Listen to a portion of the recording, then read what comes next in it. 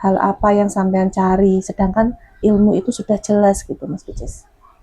Karena begini, ilmu tauhid itu sangat rawan sekali. Orang itu banyak tergelincir tanpa disadari harusnya kepada keilahian.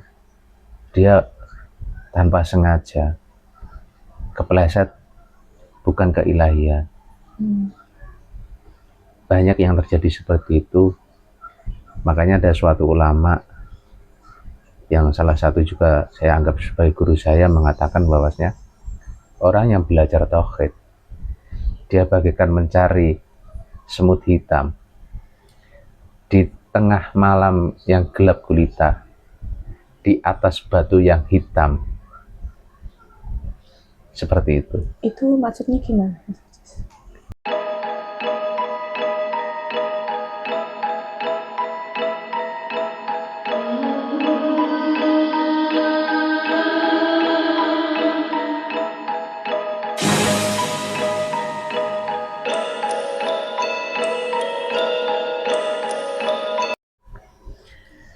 Assalamualaikum Mas Picis.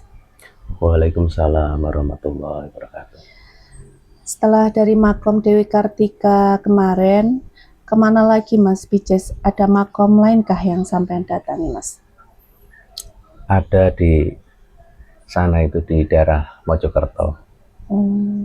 Kok sampai Mojokerto itu dapat info dari mana sampai Mas Picis? Alhamdulillah, saya itu ada teman lah. Sebenarnya tujuannya nggak ke makom pada waktu itu. Tujuannya adalah mencari pencerahan untuk menggali sebenarnya kebingungan saya ini apa, kok ada kebingungan di dalam batin tentang babakan ilmu tauhid, tapi sulit saya utarakan gitu loh, tentang ini kebingungan apa gitu, sangat sulit sangat sulit aku gali gitu loh. Lah akhirnya teman saya itu menyarankan untuk ke tempat guru beliau. Oh, jadi itu belum ke makom dulu ya Mas Picis?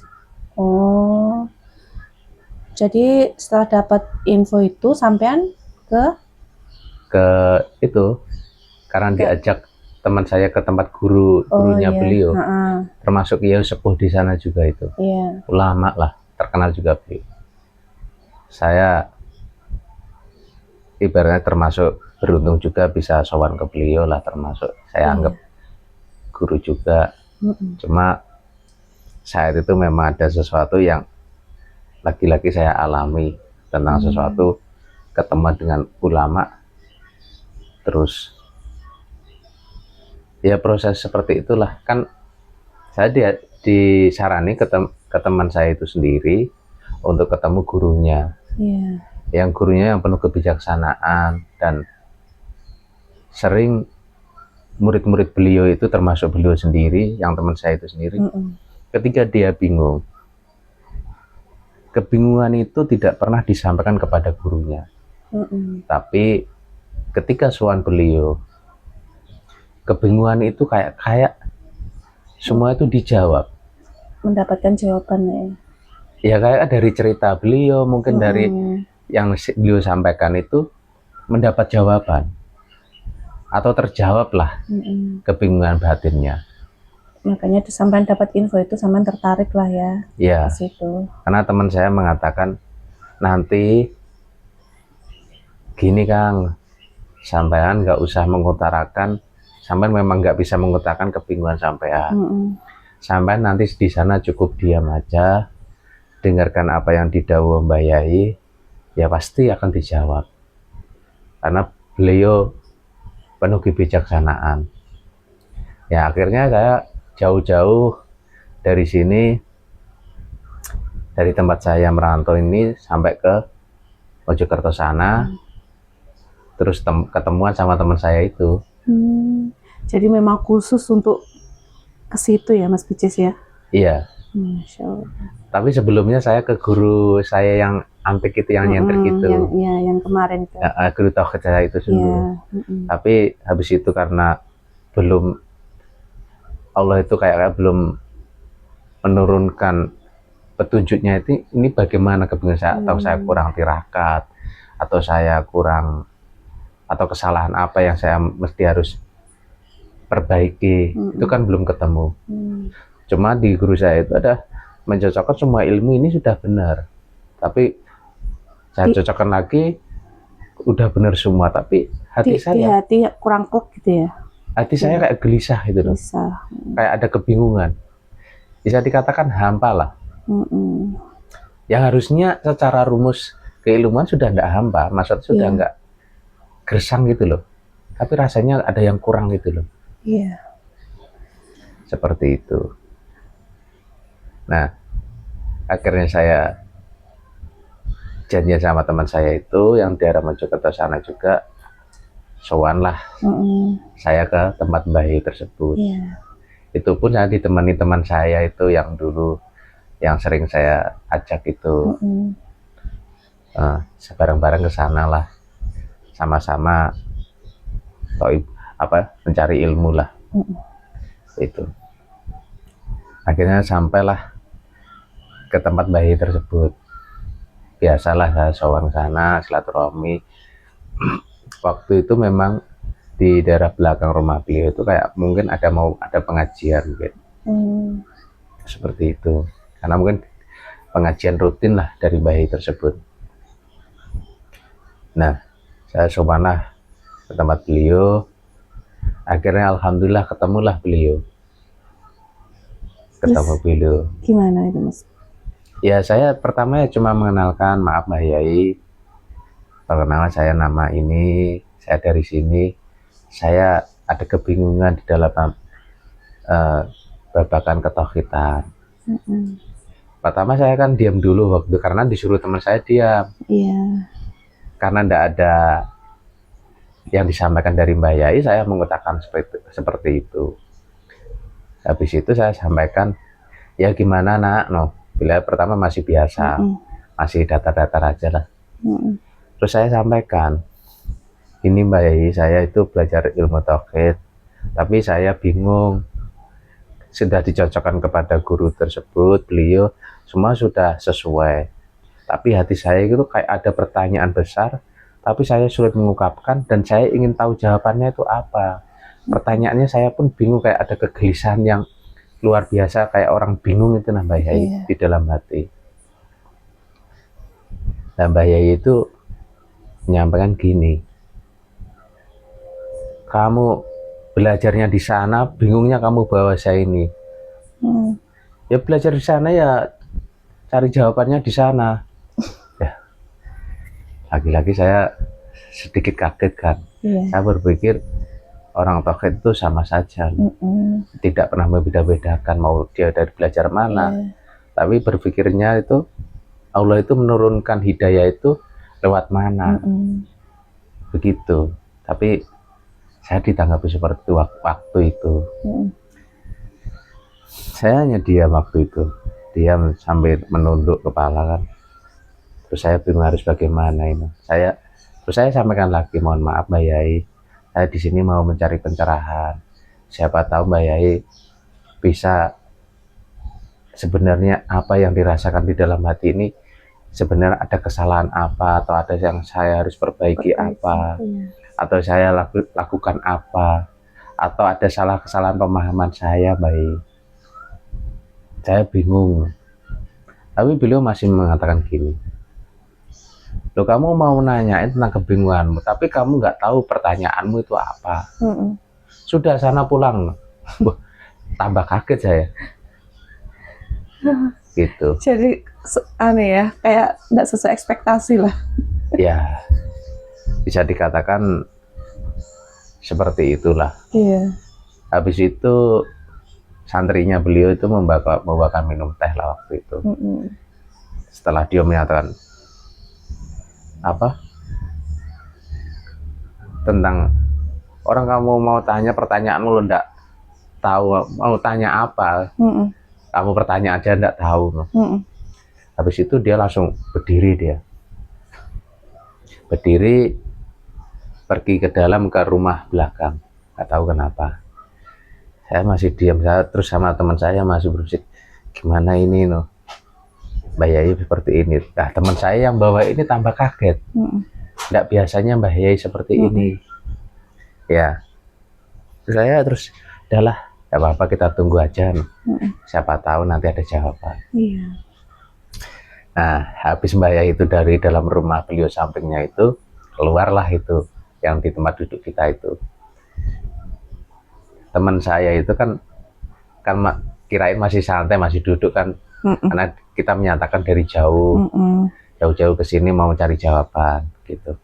Nah, mau apa itu, menyalakan rokok itu, ya rokok, Mbah Yai datang, ketuk, Mbah Yai datang, duduk, langsung dikini kan, ngapain di sini loh?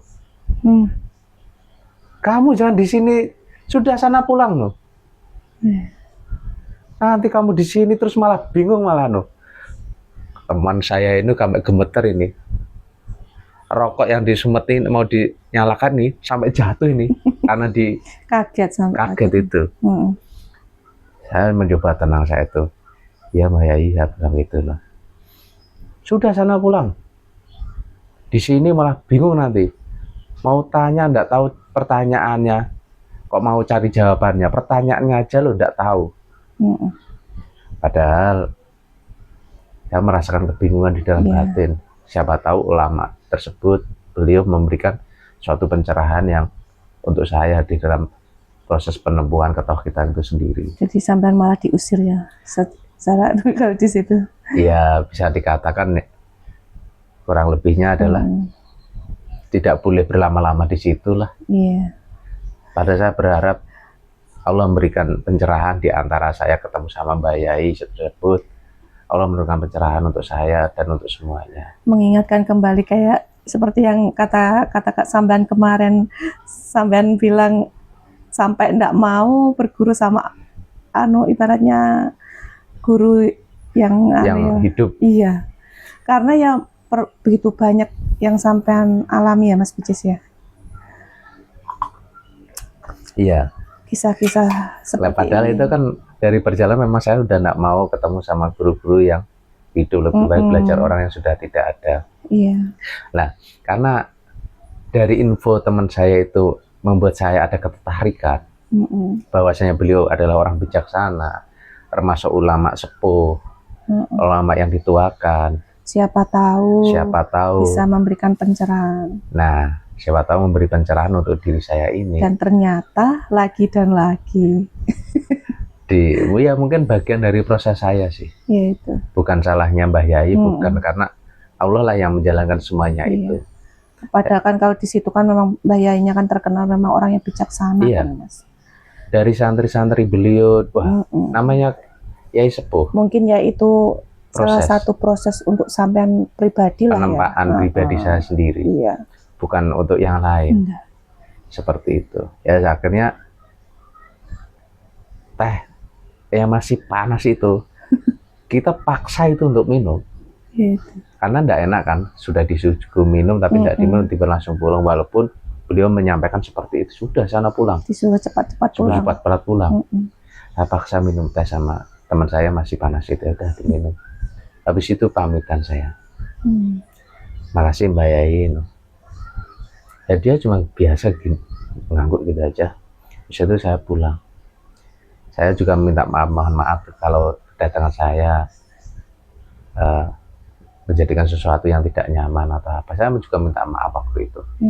Akhirnya pulanglah saya sama teman saya itu.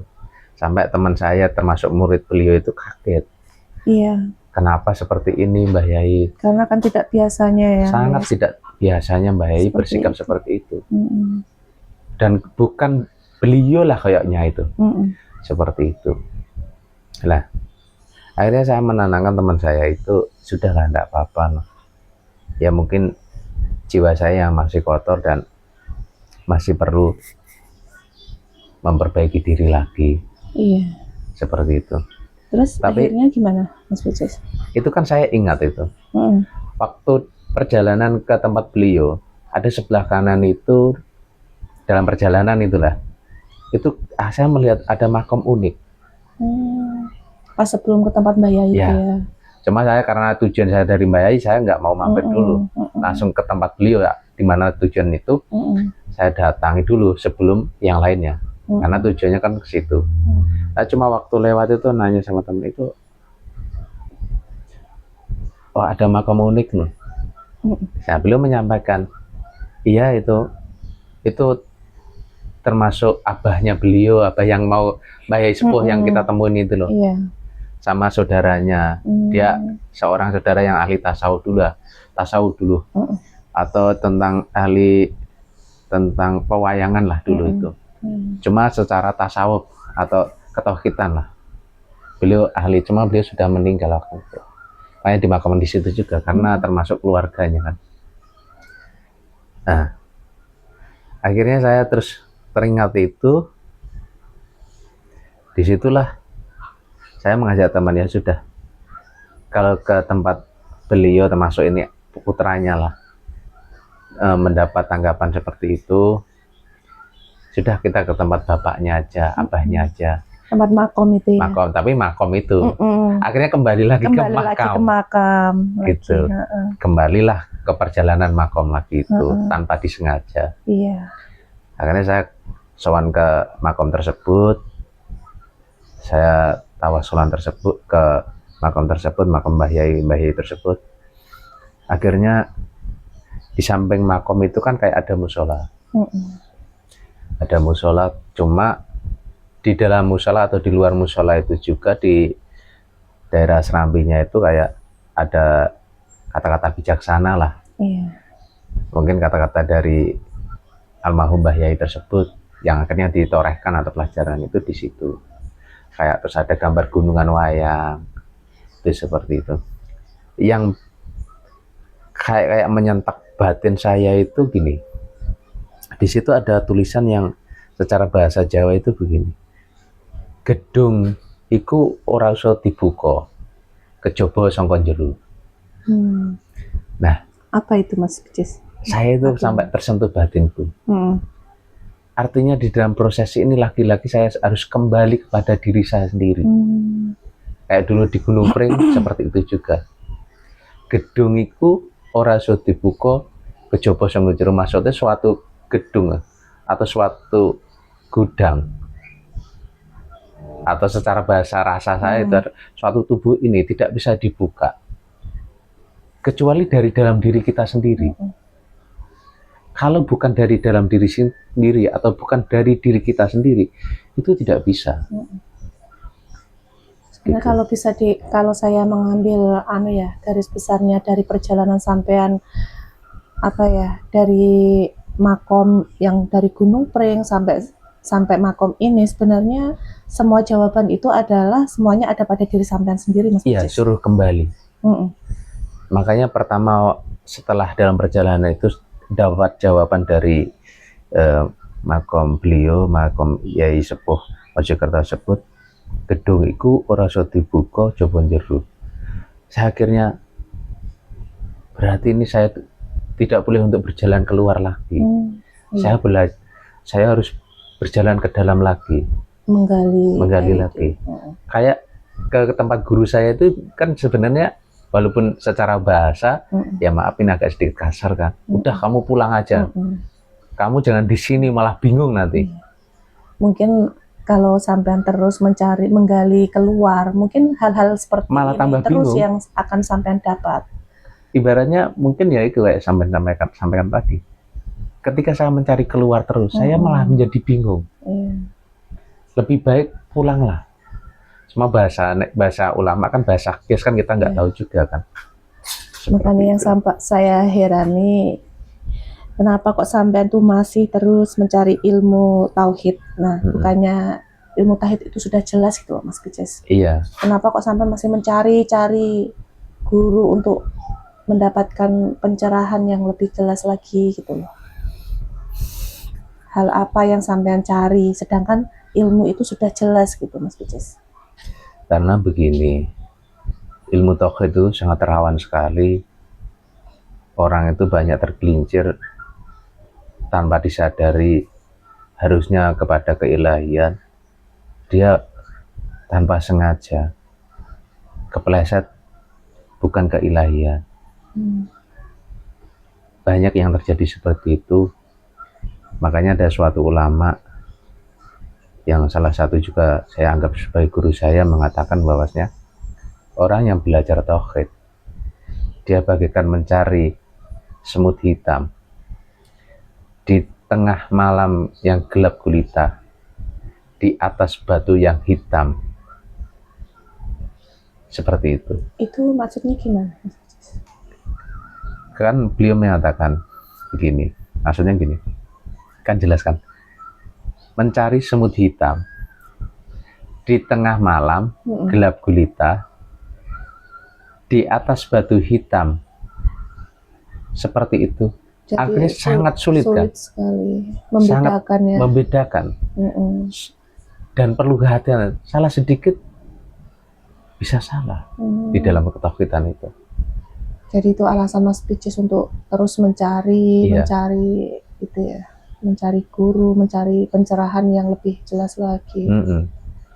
Saya harus mencocokkan semua kebenaran yang saya terima ini harus benar-benar kebenaran yang sejati, yang benar-benar tidak seseorang itu umpama mendengar kebenaran itu hatinya itu tidak bisa menolak, karena kebenaran sejati lah bisa dikatakan. Artinya kalau orang Jawa itu bener gitu loh, benernya yang paling bener sekali itu. Itu saya mencari seperti itu, karena umpama kebenaran sejati itu adalah saya menyatakan benar, kamu mengatakan benar, dan semua orang mengatakan benar, dan tidak bisa ada alasan untuk bisa menolak. Itu yang saya mencari ya Mas Picis. Iya, seperti itu. Itu mencari kebenaran seperti itu. Makanya harus saya cocokkan kepada rasa saya sendiri, cocokkan kepada kitab, guru-guru, kepada guru-guru, kepada sosial masyarakat, kepada alam. Jadi tidak hanya satu aspek lah ibaratnya ya. Saya takut ibaratnya gini, kalau saya hanya percaya kitab itu hanya sesuatu yang tertulis dan saya tidak bisa memahami, anggap aja kurang memahami. Saya memahami dengan saya sendiri. Nah ini bisa hanya berpatokan kepada kitab, akhirnya terkadang kita menutup diri, ada kebenaran yang lain yang lebih benar kita tutup. Padahal itu untuk memperkuat kebenaran di dalam kitab itu sendiri. Seperti itu. Makanya saya mencari guru, mencari petunjuk dari makom ke makom. Ya tujuannya itu. Itu loh. Nanti kalau sudah kebenaran itu dari rasa ini sudah tidak berbenturan, guru tidak berbenturan, kitab tidak berbenturan, kitab-kitab suci tidak berbenturan, atau peninggalan kitab-kitab orang yang alim, yang ulama yang sudah ahli makrifat sudah tidak berbenturan, sama alam ini tidak berbenturan, sosial tidak berbenturan. Nah itu bisa dikatakan itulah kesejatian ilmu. Yang itu akan membawa seseorang itu atau menghantarkan kepada seseorang itu nyampe kepada keilahian yang sejati, murni dan sejati itu, yang sempurna. Itu. Ini kembali lagi ke yang tadi perjalanan sampai tadi Mas Picis. Terus setelah dari itu makom Bayai itu sampai mendapatkan ilmu apa Mas Picis? Yang pasti tentang ilmu Jawa saya bertambah waktu itu di situ, karena ada wajangan di situ. Tentang makna Hono Coroko, maksud Hono Coroko, tentang sebenarnya kewaskitaan atau bahasanya seseorang Jawa yang mendalami kejawaan yang murni, yang sejati, itu apa? Mencapai ngerti sakjroning winarah. Kayak semua kejadian yang di dunia ini sudah dituliskan di Jawa. Kayak itu. Nanti tahun sekian alam ini mau bagaimana, dunia ini mau bagaimana, konsepnya mau bagaimana. Seorang yang bisa dikatakan resi atau apalah di Jawa itu, atau ilmu Jawa kuno itu, dia tahu. Ya yang kelihatan betul kan sekarang adalah ramalan Joyoboyo itu kan leluhur Nusantara juga kan. Iya. Tidak kayak tidak meleset. Semua yang disampaikan ke beliau tentang tentang apa? Setiap masa ini akan terjadi ini. Semua kayak beliau udah tahu, udah melihat semuanya itu. Padahal beliau di masa kerajaan waktu itu. Dan ini semuanya terlihat di beliau. Iya. Kayak Raden Ronggowarsito itu kan beliau juga begitu. Ngerti sakjroning winara, tahu sebelum kejadian. Ini bukan kan sangat luar biasa sekali kan. Kalau seseorang tidak dekat kepada keilahian, tidak mungkin diperlihatkan seperti itu. Jadi kedatangan sampean ke Mojokerto kemarin itu juga menambah wawasan sampean tentang ilmu kejawen itu ya. Ilmu Jawan yang mengarah kepada keilahian. Yang mengarah kepada keilahian. Iya, betul sekali. Iya. Terus setelah itu sampean mau kemana lagi, Mas Bicis? Itu sempat saya setengah berhenti lah. Karena waktu itu ada sebagian guru saya untuk yang daerah Jawa Barat itu melarang saya untuk apa? Menghentikan untuk ziarah seperti itu.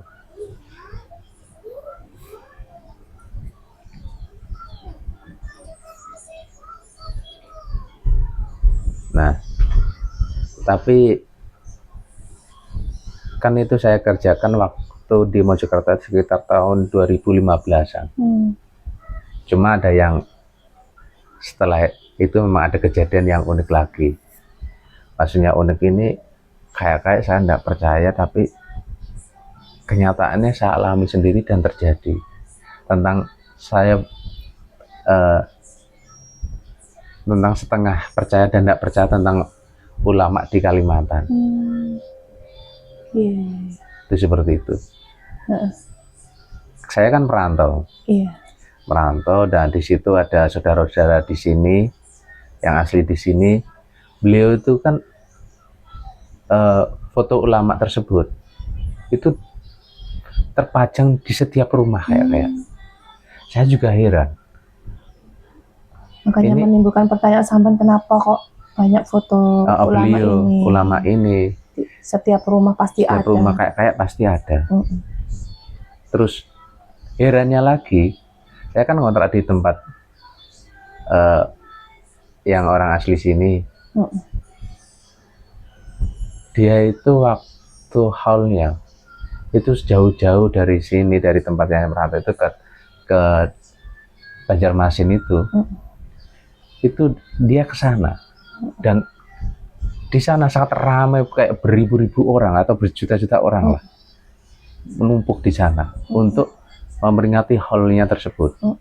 Sampai setiap posko perjalanan itu diberikan makan gratis untuk orang yang mau melakukan perjalanan ke haulnya beliau. Sampai tahu itu ulama siapa? Tidak tahu, Mas Bicis. Ya itulah guru sekumpul lah. Guru sekumpul atau guru Yai Muhammad Zaini. Yang terkenal di sini adalah guru sekumpul. Seperti itu. Ini saya ceritakan sedikit ya. 2008